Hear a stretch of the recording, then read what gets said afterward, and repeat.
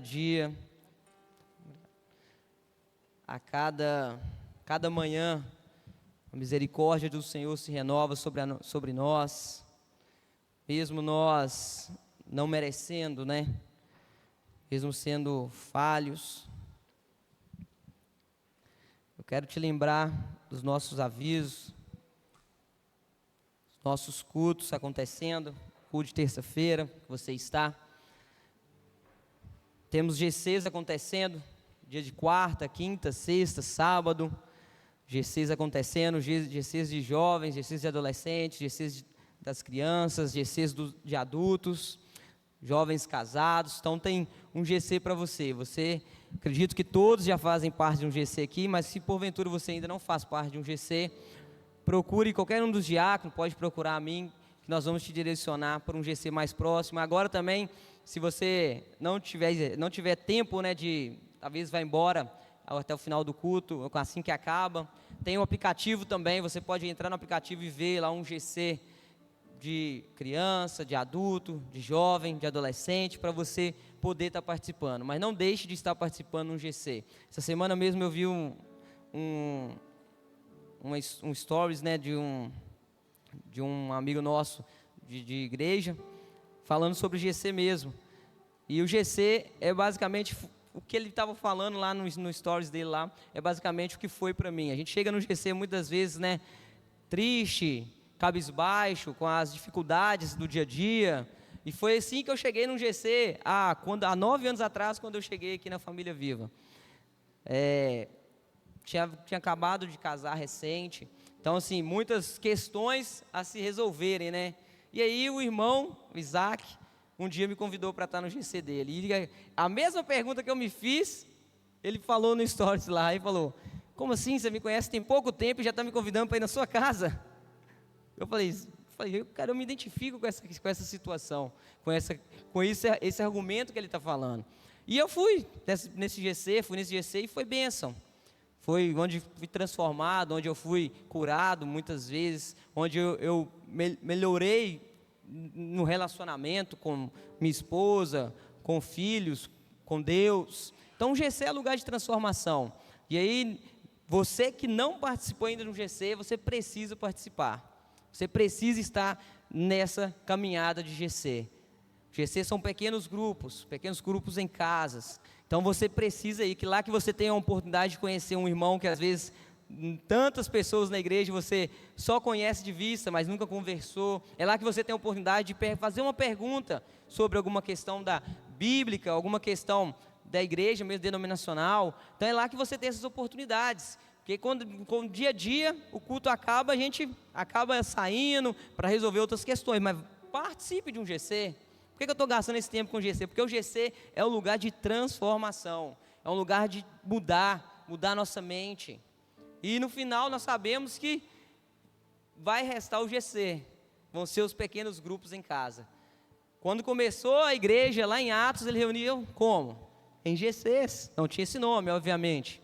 Mas a igreja se reunia nas casas, escondida, porque a perseguição estava lá. Jesus tinha acabado de morrer. Então o povo romano estava querendo pegar quem seguia Jesus. Estava perseguindo os cristãos. Então sobrou o GC. O que tinha para falar de Jesus eram os GCs. Se a gente pegar hoje, acontece isso também lá em países fora daqui, China, onde as igrejas se reúnem dessa maneira. Onde as Bíblias precisam ir escondidas em fundos falsos para chegar até lá. Então não estou te falando para te amedrontar, nem te criar medo não, tá, gente? Mas a gente tem que estar preparado. Tem que estar preparado. Então o GC é lugar disso, lugar de transformação, lugar de crescimento. Então você participe de um GC. Domingo nós temos nossos cultos acontecendo pela manhã, 9 horas, e o culto das 19h30. Então você que pode estar, venha, esteja. Se você que não pode estar, mas acompanhe online. E também um aviso especial é que o clamor que iniciaria pelas famílias, que iniciaria hoje, ele vai iniciar na próxima semana, na próxima terça-feira. Então na próxima terça-feira inicia o clamor pelas famílias. O diabo tem tentado atacar as famílias, tem tentado derrubar a família, porque a família, né, nós sabemos que é um projeto de Deus, é algo que Deus instituiu. Então nós vamos iniciar esse clamor aí pela família. Você que Mesmo se você não estiver precisando, venha orar pela sua família. Venha clamar pela sua família. Nós sabemos que nos últimos dias, de alguns dias atrás, né? Nos últimos dias, o diabo tem tentado atacar a família. Atacar as nossas crianças, atacar os jovens, atacar os adultos. Implantando distorções na mente. Hoje, infelizmente, o diabo tem atacado dia após dia algo que era para ser utilizado, é utilizado de maneira certa, correta, pregando o evangelho, né, que é a internet, mas o diabo tem dominado a maioria das coisas. A maioria das coisas tem sido administrada pelo inferno, e nós não podemos permitir isso. E a família é de Deus, não é do diabo. É Deus que instituiu a família. Então você venha clamar pela sua família. Acho que os avisos são esses. Não me esqueci de nada. Você está feliz com Jesus aí? Amém? Amém? Eu gosto de perguntar se todo mundo está feliz com Jesus, porque é sempre bom a gente estar feliz com Jesus. Se nós estamos felizes com Jesus, nós temos um relacionamento melhor com Jesus. Sempre que alguém está infeliz com Jesus, ela anda cabisbaixa, ela anda desanimada, ela anda triste. E nós não podemos estar infelizes com Jesus. E aí nós cantamos diversas canções aqui, mais ou menos dentro do que eu quero falar com você, né? Nós cantamos que Ele é digno de tudo, nós cantamos que na presença dEle, né? Que Jesus em tua presença, nós reunimos-nos aqui, e tudo isso tem um objetivo central de nós estarmos aqui, que é Jesus. Nossa vida tem que ser uma vida cristocêntrica, uma vida voltada para Cristo, uma vida voltada para o objetivo de Jesus. Nosso alvo tem que ser a eternidade, né? Mirar lá, morar na glória com o Senhor Jesus. E aí eu quero falar com você, sobre aquele que é. Aquele que é. Você já deve até imaginar aquele que é, né? É Jesus, é Deus, é Ele. Aí nós vemos lá na palavra de Deus, livro de Êxodo, quando Moisés encontra-se com Deus na sarça. Deus se apresenta para ele daquela forma, convidando ele a estar e voltando ao Egito para poder libertar o povo lá. Ir de confronto com o faraó, ir se encontrar com ele, questionar o faraó para libertar o povo. E aí, Deus conversando com Moisés questionando Deus, falando quem sou eu para ir, como que eu vou chegar lá, como que eu vou me apresentar lá, dando ali, tentando sair fora, né, daquilo que Deus estava levantando ele, tentando dar aquela fugida. Mas Deus dá uma resposta para ele. Deus fala para ele: eu sou o que sou. Você vai no meu nome. Eu sou o que sou. E a gente também vê Deus também em Jó, né? O questionamento de Jó com Deus. Deus sendo duro com Jó, em questionamentos. Deus falando com ele perguntando, questionando Deus. E Deus falando com ele: onde você estava quando eu criei, quando eu fiz tudo? Deus estava em tudo, Deus se fez presente em tudo, desde a criação, nós sabemos disso, você sabe disso. E aí, algo que me chama a atenção é essas aparições do Senhor a todo instante, a todo momento. Nós achamos que o Senhor não se faz presente a todo instante, né? Nós achamos que, em alguns momentos, o Senhor não se faz presente.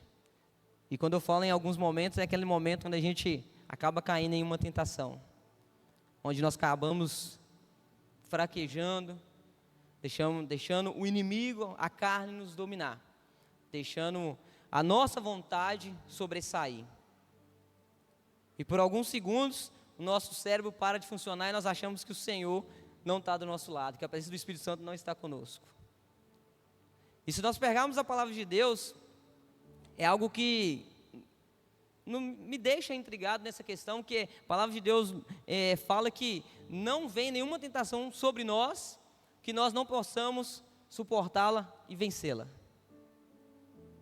E muitas das vezes essas tentações que vêm sobre nós caímos nela.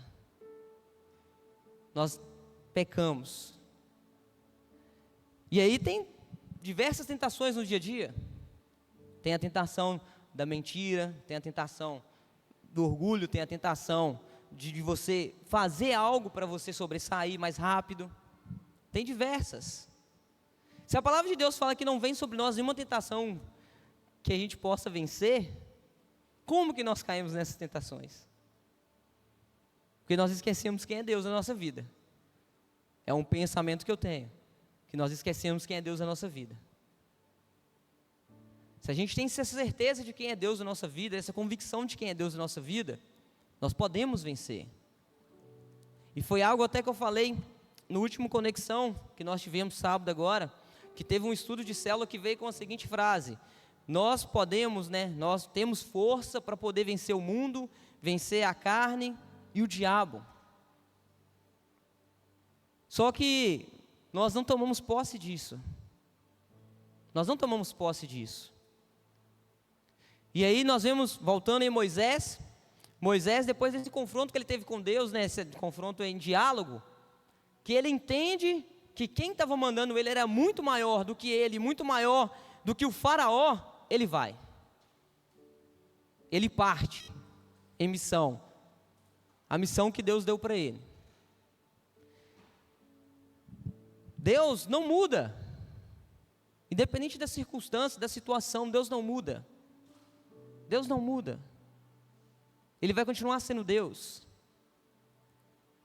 Pode ser a situação mais difícil aos nossos olhos, que para Moisés aquela situação era difícil. Mas a certeza de Deus, que Deus fala: eu sou o que sou. E eu estou te enviando. Ele toma posse disso. E vai. Ele parte nessa missão que Deus deu para ele, de libertar o povo. De libertar e tirar o povo do Egito.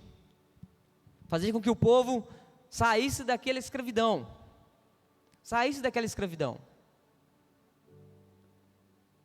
Só vive liberdade, só vive o chamado de Deus quem tem a certeza de quem é Deus na vida dele.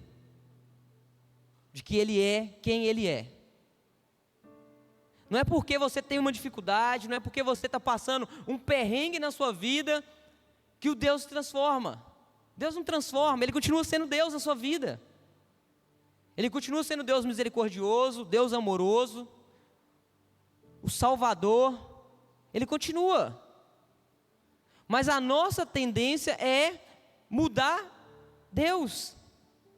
Esquecer de quem Ele é. Ele é quem Ele é. Ele não muda.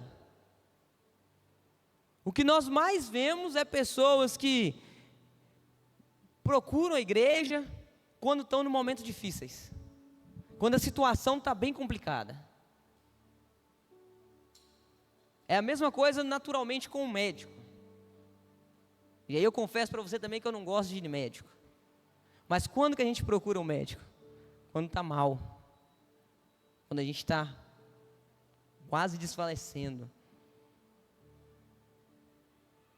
E aí a gente quer procurar Deus da mesma maneira. Quando a gente caminha com Cristo, quando a gente está feliz com Cristo, nada vai interferir, nada vai mudar essa mentalidade nossa, essa mente que a gente tem de quem é Deus, de quem é o Senhor na nossa vida, de quem é Ele, de o que Ele fez na nossa vida.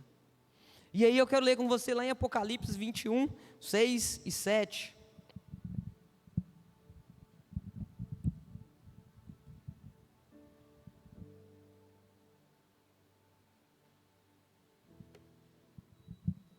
Apocalipse 21, versículos 6 e 7.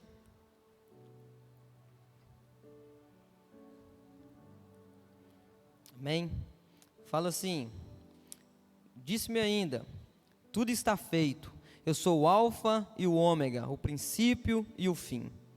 Eu, a quem tem sede, darei de graça da fonte da água da vida.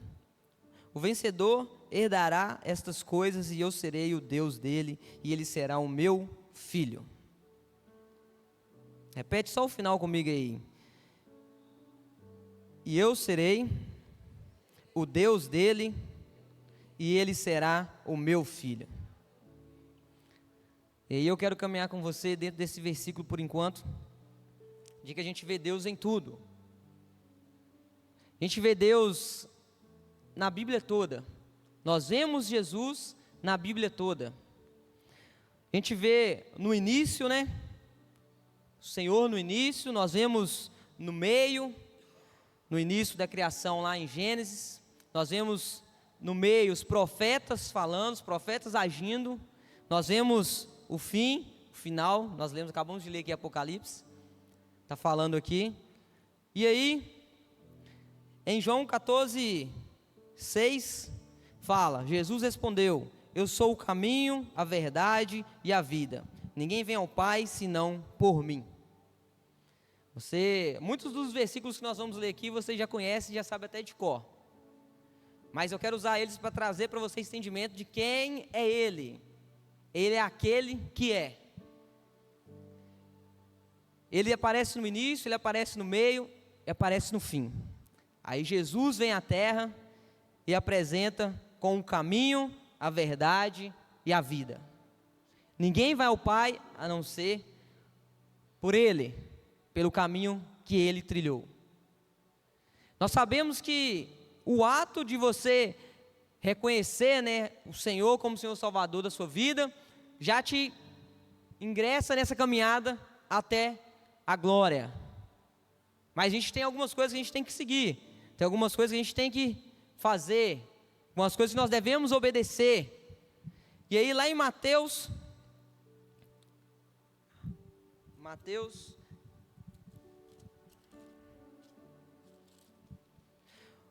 5, fala das bem-aventuranças. E aí eu vou ler salteando aqui, eu vou ler com você o 3, o 8, o 9 e o 10. Só algumas coisas, alguns princípios para a gente entender esse caminho. A verdade e a vida, né? Ninguém vai ao Pai a não ser por Ele. Mateus 5, versículo 3 fala assim, bem-aventurados os pobres em espírito, porque deles é o reino dos céus. E aí pulando para o 8, fala assim, bem-aventurados os limpos de coração, porque verão a Deus. O 9, bem-aventurados os pacificadores, porque serão chamados filhos de Deus. Bem-aventurados perseguidos por causa da justiça, porque deles é o reino dos céus. Aqui tem 4 pontos para a gente herdar o reino dos céus. Para a gente ir nesse caminho, nessa verdade e essa vida. As bem-aventuranças são palavras de Jesus. E aí nesse final de tarde eu estava lendo para concluir essa palavra e me veio essas bem-aventuranças na mente. E eu fui olhar, fui ler elas. Aí me saltou aos olhos essas, porque elas falam de coisas celestiais. As outras falam de coisas terrenas, você pode ver aí que fala aí que os mansos herdarão a terra, quem tem sede de justiça será saciado, quem é misericordioso vai alcançar misericórdia. Mas essas 4 está falando de coisa celestial. E nós estamos falando de um Deus que é aquele que é. E Ele traz a direção, Jesus traz a direção para a gente de como nós irmos até a glória, de como nós trilharmos esse caminho. Os mandamentos, as bem-aventuranças. Se nós queremos herdar o reino dos céus, a gente tem que ser pobre em espírito. Se a gente quer ver Deus, a gente precisa ser limpo de coração. Se a gente quer ser filho de Deus, a gente tem que ser pacificadores. Se nós queremos morar, né, habitar no reino dos céus, a gente tem que ser perseguido. E entender quem Ele é na nossa vida. E aí nós estamos falando de uma perseguição extrema. Hoje já existe uma perseguição, mas ainda não é extrema. Ainda não é extrema. Mas como que a gente vai vencer essa perseguição? Sabendo quem é Deus. Entendendo a nossa identidade em Deus e entendendo quem é Deus sobre nós. Quem é o Senhor sobre nós. O senhorio de Deus na nossa vida, a vontade dele é soberana sobre a nossa vida. Mas nós não entendemos isso de maneira exata. Nós entendemos isso apenas como hoje mesmo conversando pela tarde, conversando com um jovem, ele estava falando de uma situação de um conhecido dele, que ele falou, não, ele ia na igreja, ele ingressou no ministério, mas ele desanimou, faz, mas hoje ele não tem mais aquela vontade. Eu falei com ele, cara, infelizmente a igreja está cheia de pessoas assim, pessoas que estão fazendo as coisas por obrigação, pessoas que não entenderam ainda quem é Deus na vida dela, não entenderam quem é Deus na vida dela, porque a vontade de Deus é soberana sobre a nossa vida, a vontade dele é muito maior do que a nossa, do que a minha, é muito maior. Ele pegou e falou, isso é verdade, porque quando ele entrou, ele fazia tudo com amor, fazia tudo com agilidade. Eu falei, pois é, ele perdeu o primeiro amor. Aí se tem, Apocalipse fala da igreja lá, igreja que perde o primeiro amor, igreja morna, fria, igreja que não faz mais nada, só quer fazer para aparecer, e aí não dá. É Deus, é ser guiado por Deus, entender qual é o propósito de Deus. Aí em Gênesis capítulo 1, versículo 1 fala, no princípio Deus criou os céus e a terra, tudo foi criado por Ele formou tudo. Aí nós vemos Deus, enviando em João, palavras de Jesus em João 3,16 fala o quê? Porque Deus amou o mundo de tal maneira, que deu o seu Filho unigênito, para que todo o que nele crê, não pereça, mas tenha a vida eterna. Nós vemos Deus se fazendo carne, mandando Jesus, para estabelecer uma nova aliança,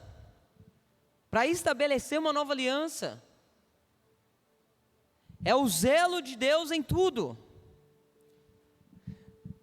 Vamos fazer um paralelo rapidamente aqui, abrindo um parêntese, O povo já estava todo perdido já tinha se levantado muitos povos, o governo humano já estava dominando tudo, Deus já tinha se calado 400 anos até vir Jesus, ali do último profeta Malaquias que foi levantado, Deus se cala-se 400 anos, não fala mais, e aí Deus olha para a nação, olha para baixo e vê, eu preciso dar um jeito nesse povo, eu preciso rasgar o céu para esse povo poder conectar comigo novamente, eu preciso arrumar um jeito, uma solução de salvar esse povo,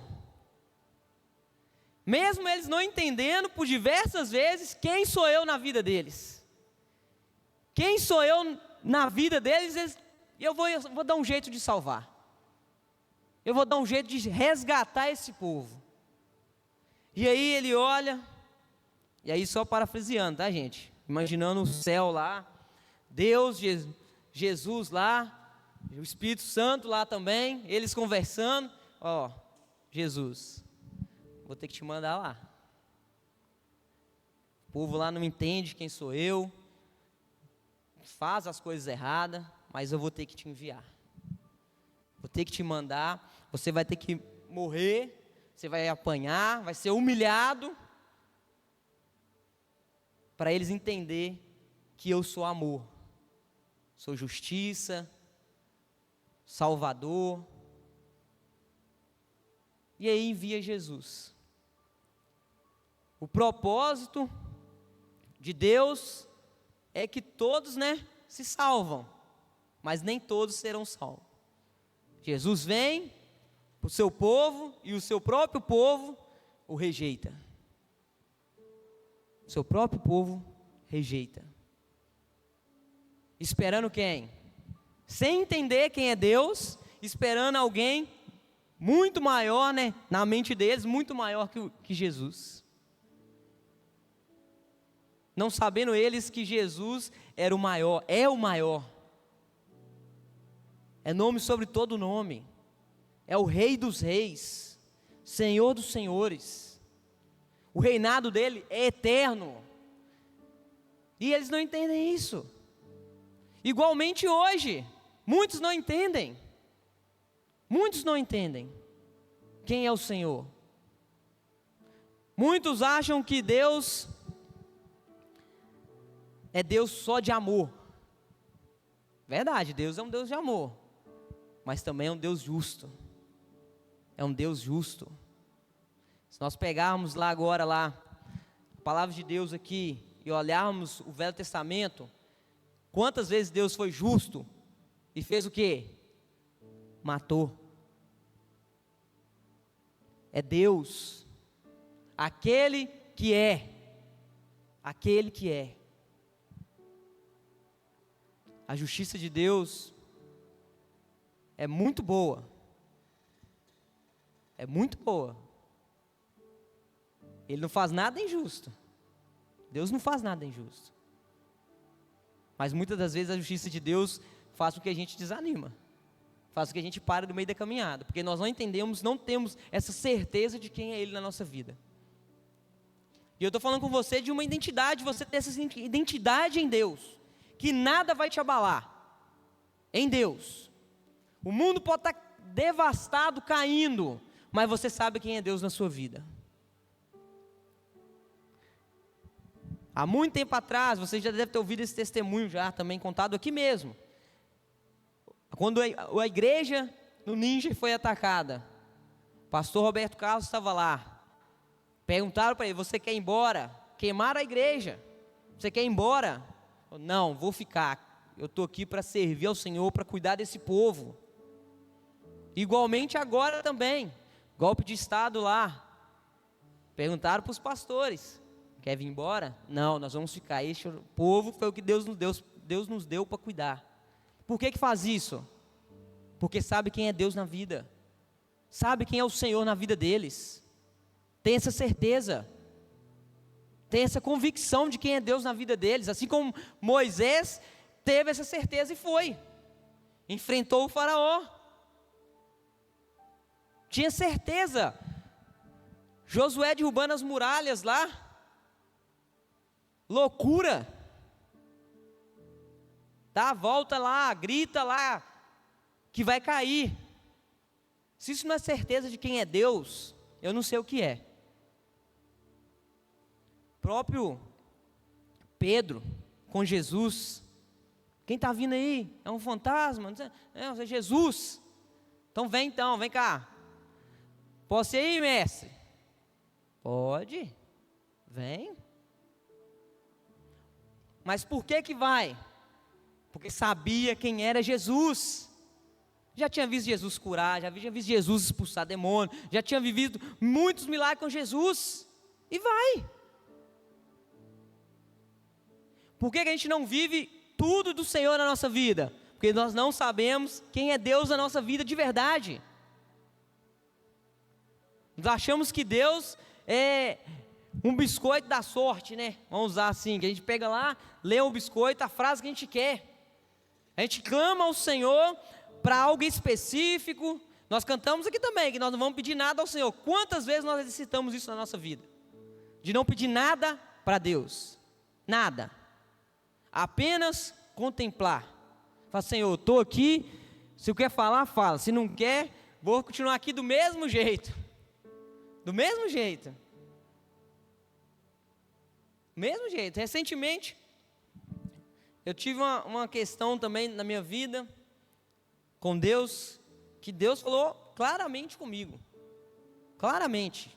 E é algo que eu sempre pedi para Deus. Ouvindo os testemunhos do meu pai espiritual, o bispo Paulo, que ele sempre falando que Deus já impediu ele de sair de casa de carro, já impediu ele de ir em algum lugar, já falou diversas vezes com ele. E eu falo, Deus, um dia eu quero ter uma experiência assim. E aí, A gente, lá em casa, eu levava os meus filhos para a escola, algo que eu gosto de fazer. Levava um mais cedo pela manhã, levava o outro logo mais seguida, à tarde, um pouco mais tarde. Os horários são diferentes. E nisso eu estava sempre procurando um tempo a sós. Que a gente que trabalha, essa correria do dia a dia, a gente não tem muito isso, né? Um tempo sozinho. É raro a casa estar sozinha. E aí, eu falando com Deus, pedindo isso, procurando, encaixando, já tinha feito experimentos em alguns horários e não tinha dado.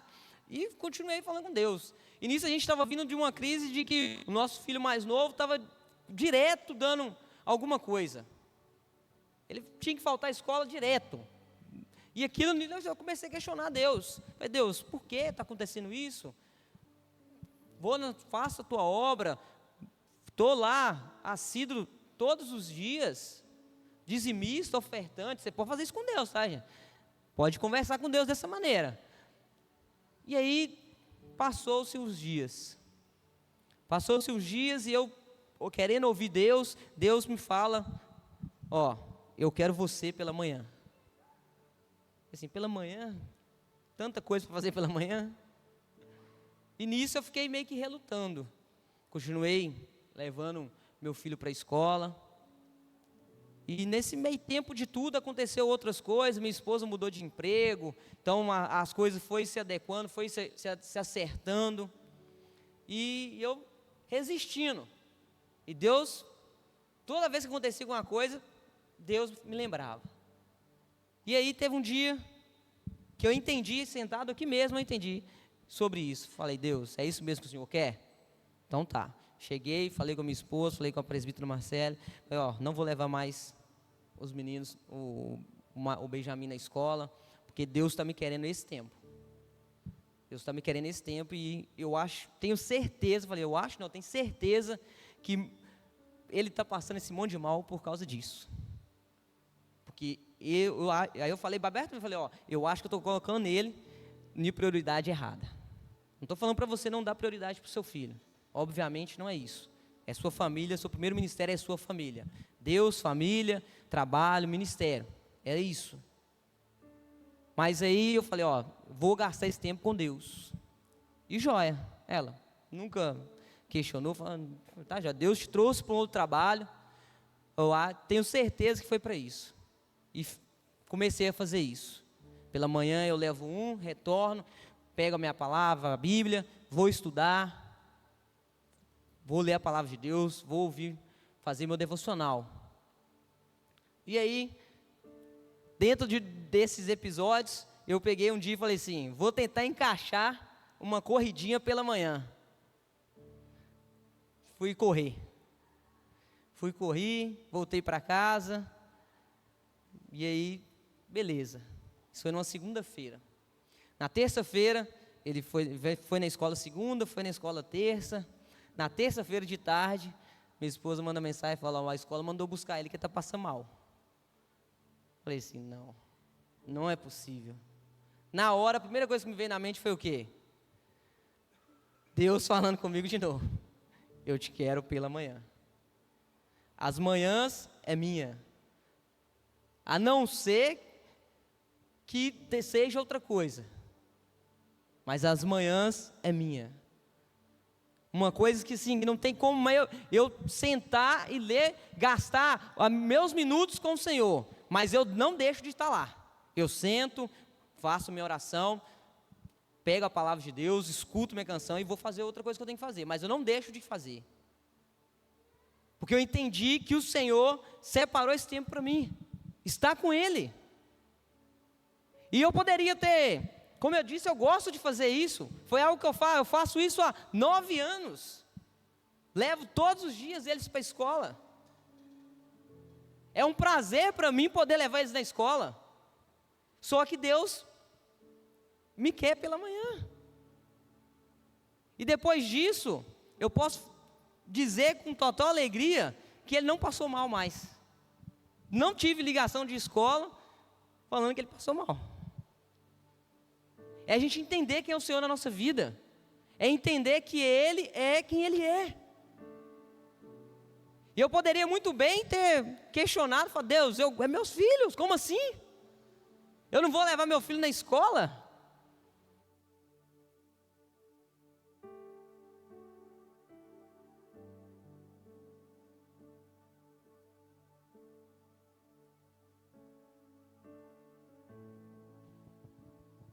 Como assim eu não vou levar?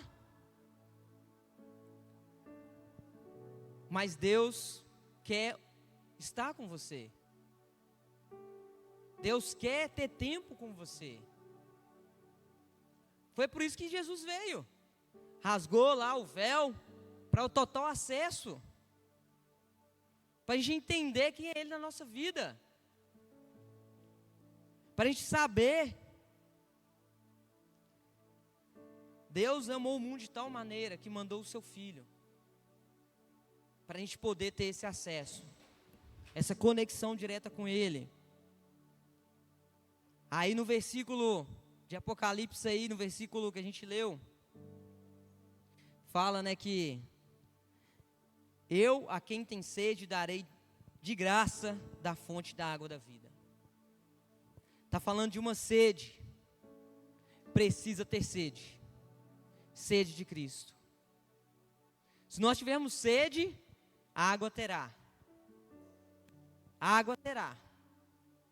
Mas só para quem tem sede. Se você não tiver sede do Senhor, não vai ter água para você. Como é que você vai tomar água sem sede? Quem toma água sem sede? A não ser as pessoas que já andam com a garrafinha sempre. E aí eu trago o contexto para a Bíblia. Você que anda com a sua Bíblia sempre você tem sede. Sempre você vai ter água. E hoje é tão fácil andar com a Bíblia. Tem o celular. Tem uma coisa, aí eu vou pegar agora os meninos que são aqui, os adolescentes que estão aqui. Acho que muita gente passa por isso também. Uma coisa que deixa qualquer líder de GC indignado, para não falar irado, é você pedir para abrir a Bíblia e ninguém no GC tem uma Bíblia. Aí, cadê o celular? Tá, essa Bíblia tem não? Tem não, eu paguei a Bíblia. Cara, você pagou a Bíblia do celular. Para quê? Como assim? Quer ver você pagar o Instagram, o TikTok, o Twitter, o YouTube? É a palavra de Deus. É tão fácil hoje. Mas não fica só nos versículos que mandam para você no dia pela manhã, não. Leia a palavra de Deus. Estava vendo um outro vídeo também ontem. Um pastor falando que a inteligência artificial está reescrevendo a Bíblia. E vai tirar muita coisa. Vai tirar muita coisa que parece fora do contexto. Fora da verdade. Então você vai precisar memorizar a sua Bíblia. Você vai precisar saber quem é Ele. Ter a certeza de quem é Ele, que no final, é o que eu estou te falando, vai sobrar os GCs e a Bíblia na mente. Na mente. Você vai ter que precisar estocar a Bíblia. Então, se você não tem Bíblia ainda, física, passa ali na LP, compra uma Bíblia física. Compra, né? Na hora que você vê promoção, você compra mais Bíblia. Compra a Bíblia. Tem um aplicativo, tem a Bíblia. Baixa no seu celular. Não fique sem a palavra de Deus, para você entender quem é Ele na sua vida. Como que a gente vai entender quem é Deus na nossa vida se a gente não lê a Bíblia? Como? Quando a gente vai perdendo a prática de leitura bíblica, a gente começa a perder a conexão com Deus, começa a perder essa identidade que a gente tem com Deus. Essa identidade de filho. A identidade de saber, de ter certeza de quem é o Senhor. O mundo tem andado hoje distraído, tem andado focado nas coisas terrenas, nas coisas alheias. Tem muita gente andado focada em futebol, esquecendo de Deus. Muita gente focada em séries, esquecendo de Deus. Muita gente nas novidades do mercado tecnológico, do mercado diversos aí, e esquecendo quem é Deus. Tantas outras coisas. e esquecendo quem é Deus. Isso não é uma questão, é uma questão que bate em geral. Geral, em todos. Essa crise de quem é Deus é algo que pega a gente. O profeta Elias sofreu lá perseguição de Jezabel, saiu correndo, fugiu. Deus, morreu todo mundo, não tem mais nenhum profeta, não tem mais ninguém da casa dos profetas. Achando que estava sozinho, com medo.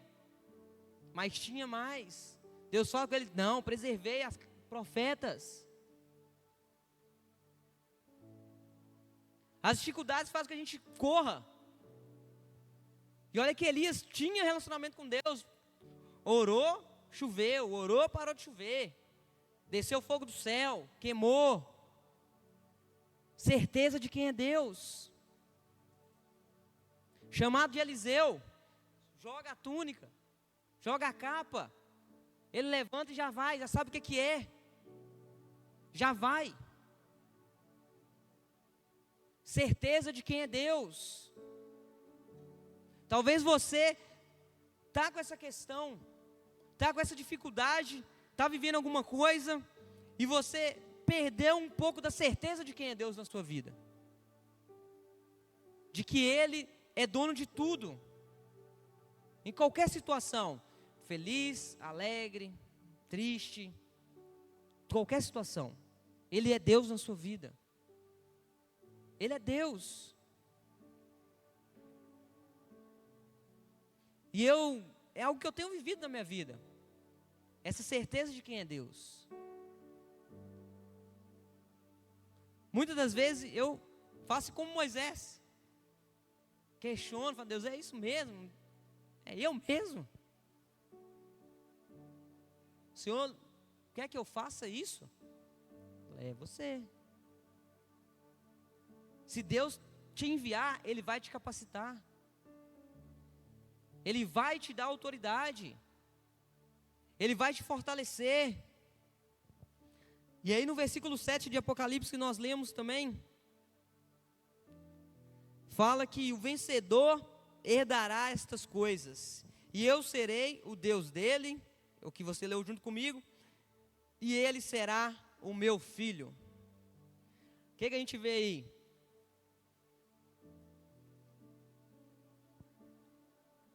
Para chegar no céu existe uma competição. Isso mesmo, existe uma competição. Todo dia a gente está competindo. Que competição é essa? É a competição da carne e o espírito, os desejos da nossa carne. Nossa carne quer apenas coisas mundanas, e nosso espírito quer o quê? A presença do Senhor. Quer estar junto com Cristo. Quer caminhar com Ele. Os momentos de oração, os jejuns, a leitura da palavra. É isso. É só eu que vivo essa competição entre a carne e o espírito, ou você também vive? Acredito que enquanto nós estivermos nessa terra, essa competição vai existir. As tentações vão aumentando. À medida que você vai o quê? Pegando maturidade espiritual. Conversando hoje à tarde também, numa roda de jovens. Aí um estava falando nas questões que mais te ataca. E aí um pegou e falou X, o outro pegou e falou X. Pois é, gente, a gente tem que ter cuidado com isso. Se você sabe que é essa, o que você faz? Evita. Não faz, não esteja, não procure. Essa competição existe a todo instante, todo momento, em qualquer fase da nossa vida. A carne e o espírito luta. A carne e o espírito luta. Outra competição que tem, outra é a racionalidade e a fé. Elas existem estão juntos, lado a lado, mas é algo que a gente tem que lutar. Se a gente for muito racional, a gente vai ter fé? Não vamos. Nós não vamos ter fé. Deus manda você sair da sua casa e parar na esquina. E você sabe que é Deus que está falando com você. Você pensa assim, vou sair daqui agora, sol quente. Vou parar na esquina? Não, vou não. Sua racionalidade está falando mais alto. Qual o sentido disso? Para que eu vou sair daqui e parar na esquina? Aí você obedece a Deus por fé. Você fala, não, eu vou lá. Você chega na esquina, passa 5, 10 minutos. Passa todo atribulado, cabelo baixo, andando rápido. Aí Deus não vai falar, para isso aí. Fala do meu amor para ele. Você pega, para e fala. Sabe que Jesus te ama? Não sei qual é a sua situação, não sei porque você está abafado, não sei porque você está correndo, mas Ele te ama.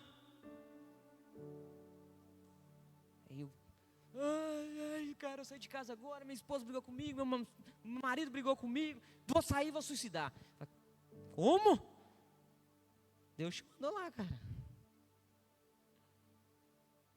Fé e racionalidade é a competição.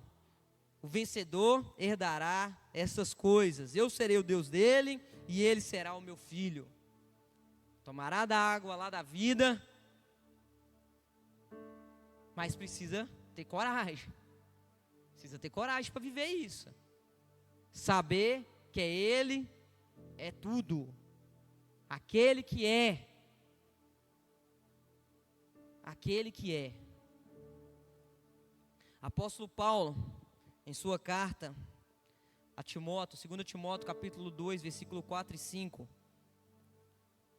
fala assim: nenhum soldado em serviço se envolve em negócios dessa vida, porque o seu objetivo é agradar aquele que o recrutou. Igualmente, o atleta não é coroado se não competir segundo as regras. O soldado, ele não se envolve em negócios dessa vida. O soldado de Deus não se envolve com as coisas mundanas. Não se envolve. Na terra, o mundo que nós vivemos naturalmente, quando a polícia chega é para quê? Resolver um problema, não é? Resolver uma situação. Sanar uma briga, separar alguma coisa. E nós, como soldados de Cristo, devemos chegar para quê? Resolver. Para trazer o quê? Paz. Para trazer luz. Para isso. E aí no nosso trabalho nós devemos ser luz, nas escolas nós devemos ser luz, andando na rua nós devemos ser luz, em qualquer lugar que nós estivermos, nós devemos ser luz. Devemos ser esse soldado que não se envolve com as coisas do mundo. Que não se envolve. Ele apenas quer agradar quem o recrutou. Quem nos chamou? Jesus. Jesus nos chamou. A palavra fala que Ele nos resgatou das trevas e nos trouxe para a sua maravilhosa luz. Então o nosso objetivo tem que ser Cristo, uma vida cristocêntrica. Uma vida voltada para Cristo. Apóstolo Paulo, um grande homem de Deus, plantou várias igrejas, mas nem sempre foi um homem de Deus. Antes ele era o perseguidor, aquele que perseguia, que matava os cristãos. Ele poderia muito bem, foi julgado, ele ia pregar o evangelho, as pessoas ficavam com medo dele. Mas quem é esse? É aquele que perseguia? Como que eu vou sentar numa roda lá, ouvia ele falando, vai que ele mata todo mundo. As pessoas tinham medo dele. Mas ele entendeu que era o Senhor na vida dele e mudou totalmente. Quando nós entendemos quem é o Senhor na nossa vida, existe uma mudança radical. Existe uma mudança radical. Uma mudança, uma transformação inteira, de dentro para fora. O avivamento de dentro para fora. Existe. E é tomar posse disso. Nessa noite eu queria que você tomasse posse disso. De que quem é o Senhor na sua vida. Talvez você já está na igreja há muito tempo, 15, 10, 20, 30 anos. Mas ainda faltou essa convicção de quem é Deus na sua vida. É muito lindo você vir ao culto, você acha maravilhoso cantar as canções. Mas de vez em quando ainda bate um questionamento de quem é Deus na sua vida. Por que acontece isso? Por que dessa maneira? Por que só comigo? Não é só com você, Deus na sua vida a todo instante, independente da situação. Se você está sofrendo, se você está com pouco recurso, se você está com muito recurso, se você tem saúde, se você não tem saúde, Ele é Deus, sempre vai ser Deus, sempre. Paulo, pregando o Evangelho, sendo acusado, ele nunca parou, nunca desistiu. Porque ele sabia que o Senhor tinha o salvado. Tinha feito transformação na vida dele. E o que me chama a atenção é que Paulo sempre se apresentava como o quê? Apóstolo de Cristo. Apóstolo de Cristo. Das suas cartas, uma ele não se apresenta como apóstolo de Cristo. Uma. Mas ele foi apóstolo de Cristo? Ele viveu com Jesus? Tecnicamente não, ele teve um encontro com Jesus, Jesus o deixou cego, Jesus falou com ele, que era para ele ir lá encontrar com Barnabé ia curar ele sem entender nada, racionalidade e fé. Ele não foi racional e foi, sem enxergar, e foi curado. Ele tomou posse de quem era Deus na vida dele. Ele já tinha ouvido falar do Senhor. Ele já tinha visto o que Jesus fazia. Já tinha visto pessoas serem curadas. Já tinha visto os cegos lá enxergar. Os milagres acontecendo. Ele tinha visto. Mas ele não estava do lado de Jesus. Ele era contra Jesus. Mas ele decide entender quem é Deus na vida dele. E ele vai pregar o Evangelho, mesmo sendo acusado, mesmo sendo julgado. Na nossa vida, se a gente entender quem é Deus, os julgamentos não importam. Se a gente sabe quem é Deus na nossa vida, nada mais importa. Nada além de Jesus. Nada. Nada. Isso é uma certeza que eu carrego comigo, de quem é Deus na minha vida, de quem é Deus. É meu Pai, Salvador, aquele que me provém, aquele que me tirou de lá das trevas, aquele que mesmo sem eu merecer, me amou, aquele que me tirou do pecado, aquele que abre as portas, fecha as portas. É Ele. É Ele. Onde nós estaríamos se nós não tivéssemos Jesus? Se nós não tivéssemos o amor do Pai? Onde? O pai natural pode ter o filho mais bagunceiro, o pior filho que tem, que faz tudo de errado, mas ele continua amando o filho dele. Continua. E ele faz de tudo para salvar o filho. Faz de tudo. Naturalmente. Deus envia o seu único filho, Jesus, para morrer por nós. Faz de tudo para salvar. Se Ele fez de tudo para me salvar, para salvar você, por que eu não posso fazer de tudo para salvar vidas para Ele? Por quê? Se eu sei quem é Ele, se eu sei do poder que Ele tem, da autoridade que Ele tem, no céu, na terra, no inferno, por que eu não faço nada? Por quê? Falta de identidade em Deus. Em Deus.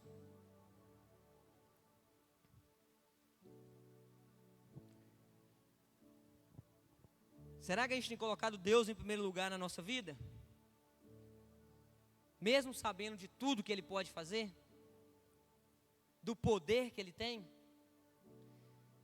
Efésios capítulo 2, versículo 18 e 19. Se você está com a sua Bíblia aberta aí, vá até Efésios aí, por favor.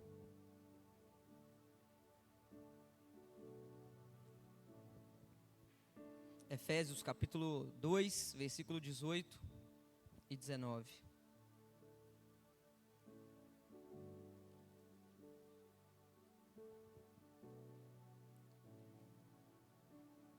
Amém? Fala assim: porque por meio dele ambos temos acesso ao Pai em um só Espírito. Assim vocês não são mais estrangeiros e peregrinos, mas concidadãos dos santos e membros da família de Deus. Só até aí. Nós temos acesso ao Pai. Nós somos concidadãos dos céus, reunião dos santos, família, reunidos em um só Espírito, em um só propósito, em uma só unidade. Nós não somos mais estrangeiros, nós não somos mais estrangeiros e peregrinos. Nós somos sim peregrinos dessa terra, desse mundo que nós vivemos, porque nossa morada é o céu. Nós estamos trilhando um caminho para o céu, morar com o Senhor. Mas nós não somos mais isso. Nós sabemos que Jesus veio para os seus e os seus recusaram, não o aceitaram, e aí veio o novo Israel de Deus, os gentios, nós. Isso é tão lindo, tão magnífico. Só que a gente leva isso dessa maneira, de maneira que, vou lá, vou fazer, vai indo, no último momento eu faço o que eu tenho que fazer. No último momento eu aceito Jesus, eu reconheço Ele. A gente desmerece, a gente não leva a sério que nós somos o novo Israel de Deus. Nós não levamos a sério. Nós não levamos a sério essa oportunidade. Nós não levamos. A gente faz pouco caso. A gente faz pouco caso do sacrifício de Jesus na cruz. Nós enxergamos o sacrifício muito lindo. Hoje é muito lindo falar do amor de Cristo. Pregar o amor de Cristo é muito lindo. Mas prega um confronto para você ver como é que fica. Prega uma verdade bíblica, como é que as coisas ficam. Não, você cristão que prega o amor fica fazendo isso, falando mal contra esse povo, contra esse tipo de grupo. Não, você é um cristão, você não pode fazer isso. Deus é amor. Deus é amor, verdade. Mas não é libertinagem. Deus é verdade. E se a palavra de Deus fala que é sim, é sim. Se a palavra de Deus fala que é não. Se é sim, é sim. É palavra de Deus. É entender que eu sou co-herdeiro, que eu tenho acesso, que eu não sou dessa terra. É entender que Ele é Deus na minha vida. Que se isso desagrada a Ele, eu não vou fazer. Se isso desonra o nome dele, eu não vou fazer. Quem aqui gosta de desonrar o pai? Ninguém gosta de desonrar o pai. Quem aqui gosta de desonrar a mãe? Ninguém gosta. Só que vira e mexe, o que acontece? Nós desonramos. Quem gosta de desonrar o pastor? Acredito que em pensamento ninguém, mas o que acontece? Vira e mexe, desonra. É algo que a gente tem que lutar contra. A gente tem que lutar contra. Nós sabemos que o pecado é pecado, nós sabemos que a mentira é do inferno e nós mentimos. Nós sabemos que nós somos chamados para a obra do Senhor, pregar o Evangelho, batizar em nome do Pai, do Filho, fazer a grande comissão, e nós não fazemos. E eu estava vendo um podcast do Theo Hayashi falando sobre isso. Falta esse senso em nós, esse senso dessa comissão com Cristo.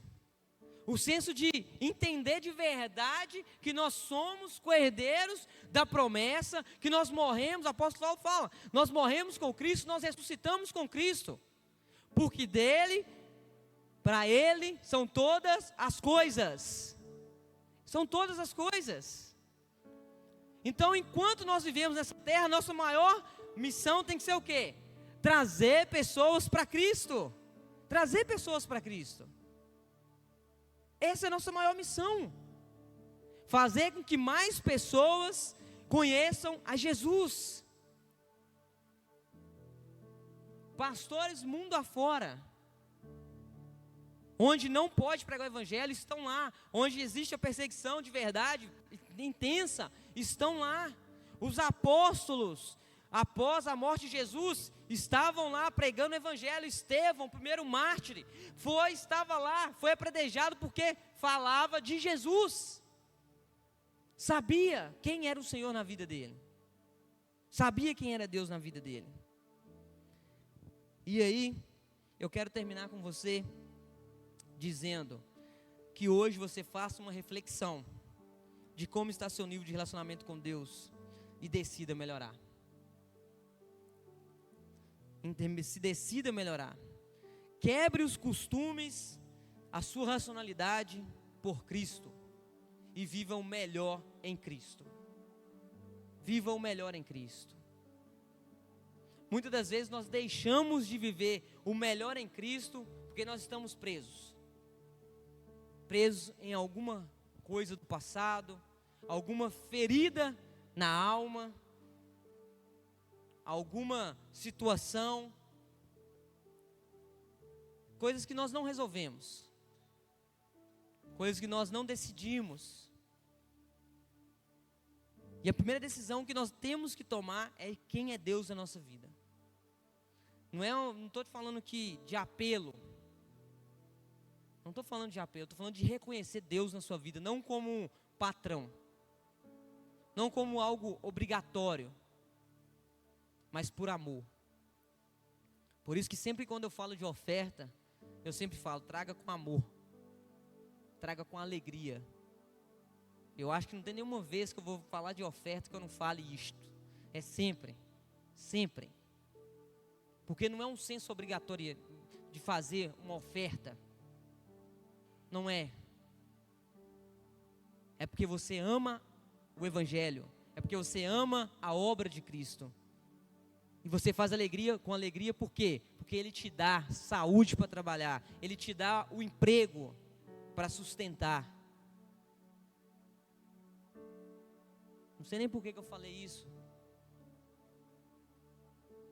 Mas é algo que eu vivo. É algo que eu vivo. É a alegria de eu poder ofertar, a alegria de poder dizimar, o amor de fazer com que a obra chegue em lugar que eu não sei nem se eu vou chegar. E viver com Cristo é isso. É colocar Ele em primeiro lugar, independente da situação, independente da circunstância, independente do que está acontecendo. Antes de levar meus filhos no médico, eu faço o quê? Eu oro. Eu oro. Se Deus quer curar, Deus cura. Se Deus não quer curar, Deus não cura. Aí eu vou ficar chateado, Deus não curou meu filho. Tá vendo? Deus agora não me ama. Deus agora me abandonou. Ah, não vou na igreja mais não. Quer saber disso não. Eu oro, Deus deu inteligência para o médico. Amém. Eu oro, espero para ver quantas vezes apenas oramos e resolveu o problema. Mas quantas vezes também nós oramos e persistiu. Foi no médico, o médico chegou lá. Realmente isso aqui está um pouco mais grave, vai ter que tomar isso. É a ciência. Deus deu inteligência para o homem. Mas a gente precisa confiar em Deus. É mudar, subir o nível. Mudar o que a gente está vivendo. É transformar totalmente a nossa vida. Parar de viver dessa maneira que a gente tem vivido. Cristo está nos chamando para ser intenso na tua obra. Estou falando para você ser integral. Falando de você ser intenso na obra do Senhor. Tem um cara na minha profissão, área de barbearia, que é um cara que ele não exerce o ministério pastoreio numa igreja. Não exerce. Mas o cara é um pastor na empresa dele. Ele é um pastor na onde ele está. Empresário. Milionário. Se não for o barbeiro mais rico do Brasil, está entre os. Fez um evento agora, ontem e hoje. Evento com mais de 3.000 pessoas. Mais de 3.000 pessoas. Ingressos na casa dos 1.000. Na casa dos R$1.000. Então nós estamos falando de 1 milhão. Ontem o evento aconteceu normalmente.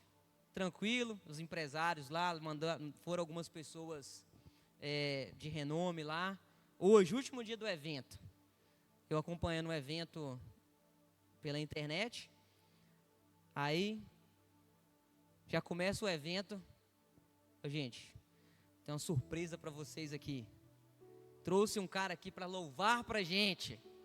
Isso aí, tem pessoas cristãs e pessoas não cristãs lá. Tem gente de toda religião lá. Vão receber agora Eli Soares. Todo mundo. Uai. Ninguém sabia que o Eli Soares estaria lá. Eli Soares começa a cantar. Canta Eli Soares, 1 hora de show direto. Um monte de gente. Todo mundo com a mão para cima. Aí, vamos orar agora. Ora. Agora, gente, vou chamar aqui uma galera aqui de um lugar muito especial. Aí entram umas 7 pessoas, homens e mulheres com criança, lá de Moçambique.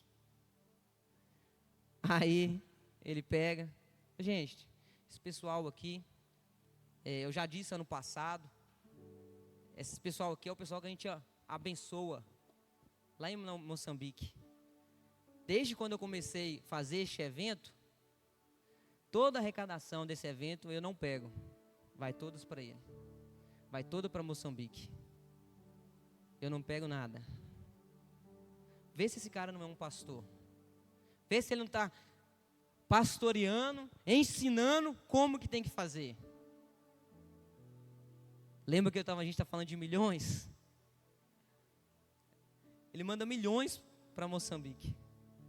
E aí o testemunho do cara, não, seu Elias tem ajudado a construir escolas, hospitais, manter com água, com alimentação. Cara, obra de Deus. Obra de Deus. E o cara está como? Você não precisa ser um pastor de igreja, você não precisa subir aqui na frente para você pregar, não. Ele não faz isso. Mas todo lugar que ele vai, vamos orar. Vamos dar honra e glória para Deus. Para Deus. Para Deus. Um monte de gente da empresa dele aceitaram Jesus na empresa. Na empresa. Um monte. Tem mais de 50 funcionários, mais de 100, mais de 7 unidades. Pelo Brasil afora. aceitaram Jesus dentro da empresa dele. Então o que você está esperando para você entender quem é Deus na sua vida, que Ele te capacita, que Ele te colocou em determinado lugar para você transformar a vida das pessoas? Você faz parte de uma igreja missionária. Então você tem que ser um missionário. Missionário não é só quem está lá no campo, lá sofrendo, lá não.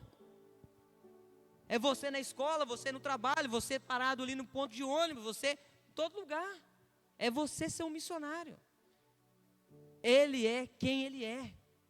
E Ele te capacita, te fortalece, te dá autoridade no nome dEle. Então toma posse disso, muda a sua mente. Muda o que você tem vivido hoje. Queira viver mais do Senhor, queira viver o extraordinário do Senhor. Viva o melhor de Deus.